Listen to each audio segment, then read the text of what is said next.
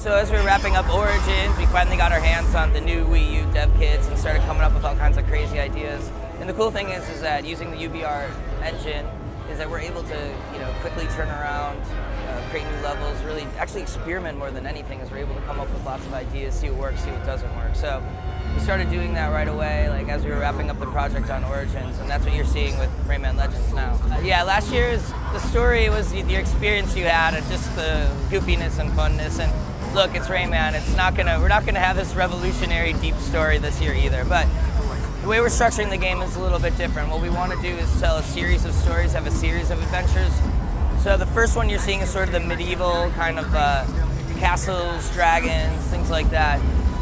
Rayman's gonna walk into this house and see a series of paintings, and he can jump into these kind of crazy paintings and all of a sudden enter this new world and have an adventure within that world. So instead of like one overarching story, it's gonna be more of a series of stories.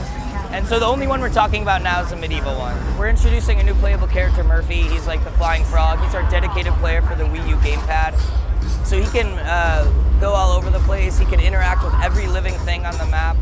And what it does is creates this sort of asynchronous style of gameplay.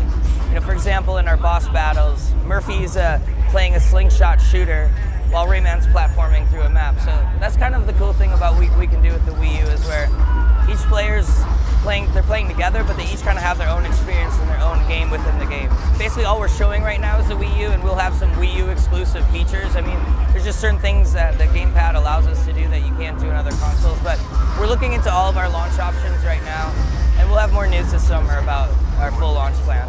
Because we've added a little bit more depth to the graphics and backgrounds, and so you can actually like poke rats and squash bugs and tickle skeletons and weird stuff like that. So you're gonna find even more goofy stuff. We've incorporated some new rendering and new lighting, so it looks 3D, but actually it's still the same basic structure behind the engine.